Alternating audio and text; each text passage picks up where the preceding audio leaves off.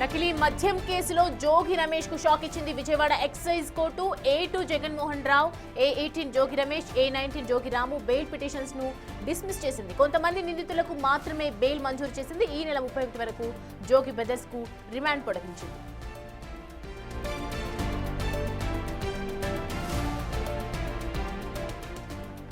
AP నకిలీ మద్యం కేసుకు సంబంధించి సిట్ దర్యాప్తు వేగంగా జరుగుతోంది. ఒకవైపు కోర్టులో హాజరుపరిచినా కూడా ఇటువంటి బెయిల్ లభించలేదు.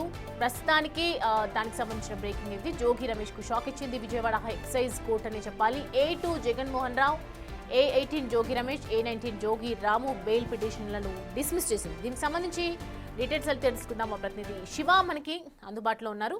శివ, బెయిల్ ని డిస్మిస్ చేస్తూ ఏం చెప్పింది కోర్టు? డీటెయిల్స్ ఏంటి?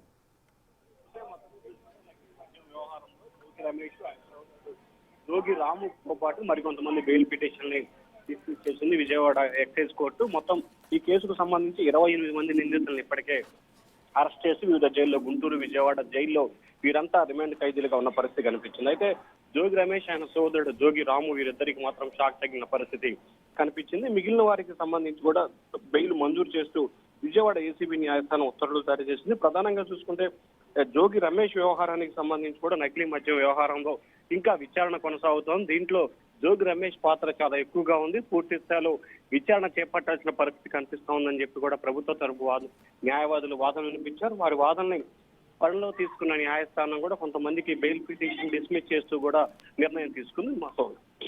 కొంతమందికి మాత్రమే ఇటు బెయిల్ మంజూరు చేసిందని చెప్తున్నారు. వారిలో ఎవరి నేమ్స్ అయినా తెలుసా?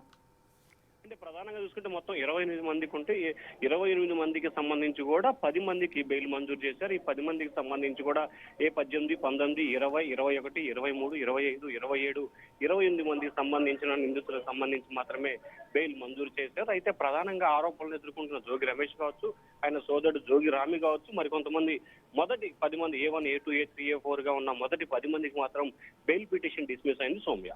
Right Shiva, thanks for the updates.